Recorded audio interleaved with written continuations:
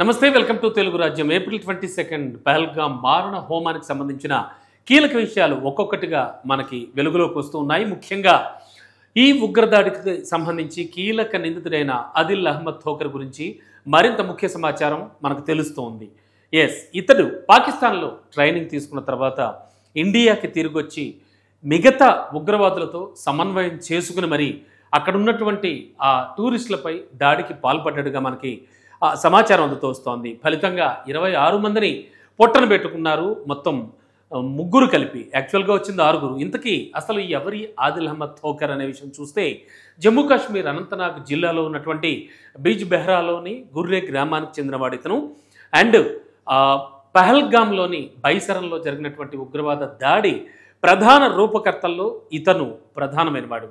మరి ఏప్రిల్ 22న 26 మందిని కాల్చి చంపినటువంటి పహల్గామ్ మారణ హోమంలో పాల్గొన్నటువంటి ఈ ఉగ్రవాదుల్లో ఒకరైన ఈ ఆదిల్ అహ్మద్ థోకర్ 2018లో పాకిస్తాన్కు వెళ్ళాడు. అక్కడ 6 ఇయర్స్ తర్వాత 3 లేదా 4 ఉగ్రవాదులతో కాశ్మీర్కు తిరిగి వచ్చినట్టుగా కూడా ఇంటెలిజెన్స్ సమాచారం అందిస్తూ ఉన్నారు. అండ్ జమ్మూ కాశ్మీర్లో ఉన్నటువంటి ఒక గ్రామం నుంచి పాకిస్తాన్కు వెళ్ళాడు ఇతను. అండ్ 2018లో ఈ ఆదిల్ అహ్మద్ థోకర్ గుర్రేలో ఉన్నటువంటి తన ఇంటిని విడిచిపెట్టి వెళ్ళిపోయినట్టుగా కూడా చెప్తూ ఉన్నారు. స్టూడెంట్ వీసాపై పాకిస్తాన్కు వెళ్ళాడు ఇతను. నిఘా అధికారుల సమాచారం ప్రకారం చూస్తే థోకర్ తాను పాకిస్తాన్కు వెళ్ళడానికి ముందే తీవ్రవాదిగా మారేటువంటి ఆ ఇండికేషన్స్ కూడా చూపించాట. అండ్ ఇండియా నుంచి బయలుదేరే ముందు సరిహద్దు అవతల నుంచి కూడా పనిచేస్తున్నటువంటి నిషేధిత ఉగ్రవాద సంస్థలతో కూడా సంబంధాలు ఉన్న వ్యక్తులతో ఇతను బాగా క్లోజ్ రిలేషన్స్ కలిగి ఉండేవాడని కూడా నిఘా వర్గాలన్నీ చెబుతూ వస్తున్నాయి. అయితే పాక్కు వెళ్ళాక ఒక్కసారిగా థోకర్ మాయమైపోయాడు. అతను తన ఫ్యామిలీతో కమ్యూనికేషన్ సైతం తెంచేసుకున్నాడు. అండ్ దాదాపుగా 8 మంత్స్ నుంచి కూడా అంటే 8 నెలల పాటు అతను తన ఉనికిని ఇంట్లో వాళ్ళు కానీ ఫ్రెండ్స్ కానీ ఎవ్వరూ కూడా గుర్తించలేని విధంగా తయారయ్యాడు.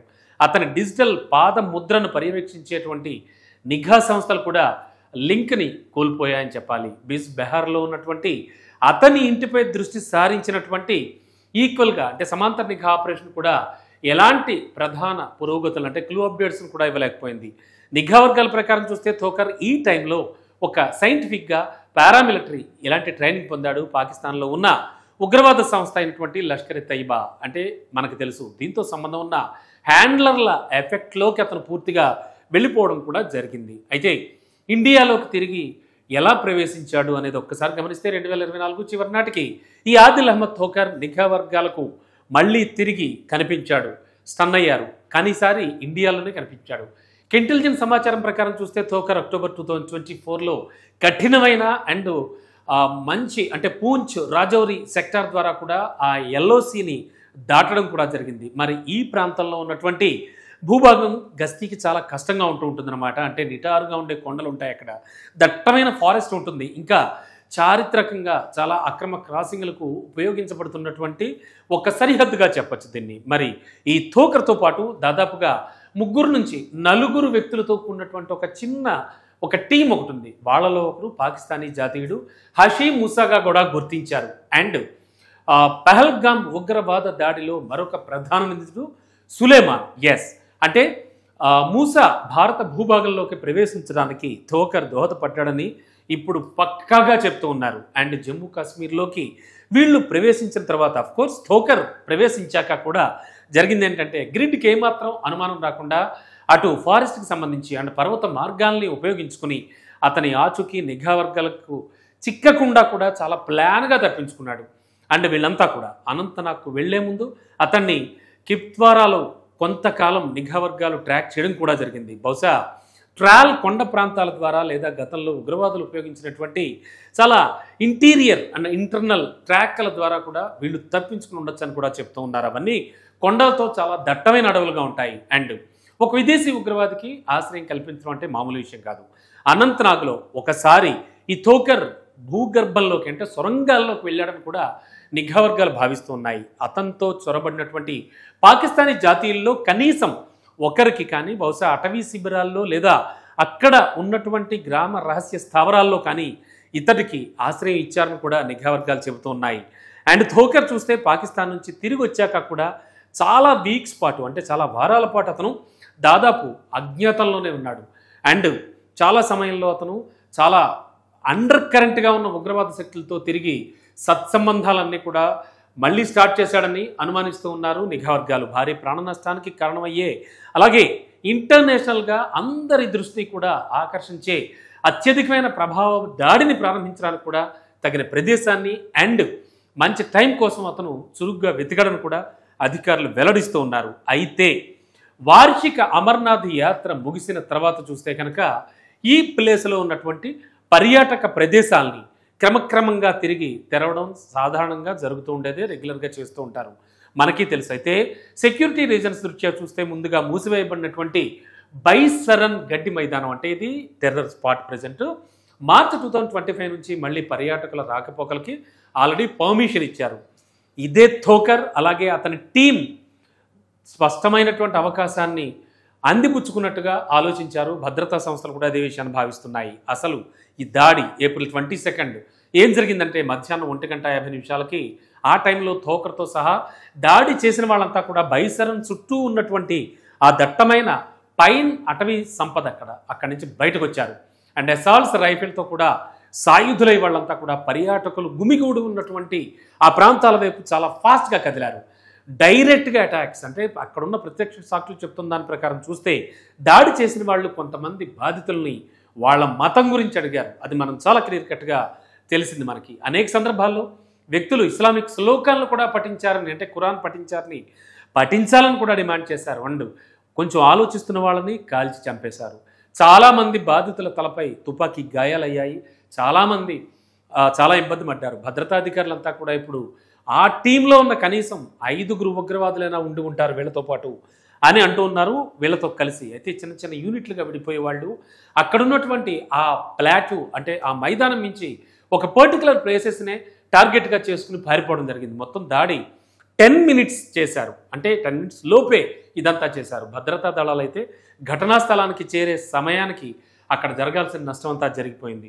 ఉగ్రమూక అక్కడి నుంచి వెళ్ళిపోయింది. మృతుల్లో 25 మంది పర్యాటకులు, అలాగే ఒక స్థానిక పోనీ ఆపరేటర్ కూడా ఉన్నాడు. నేవీ నుంచి ఒకళ్ళు ఉన్నారు, ఇంటెలిజెన్స్ బ్యూరో నుంచి కూడా మరొకళ్ళు, అలాగే భద్రతా సిబ్బంది, సెక్యూరిటీ సిబ్బంది కూడా ఈ దాడిలో ప్రాణాలు కోల్పోయారు. మరి థోకర్ను అనుమానితుడిగా ఈ ఘటనకి కీలక సూత్రధారిగా చేర్చారు.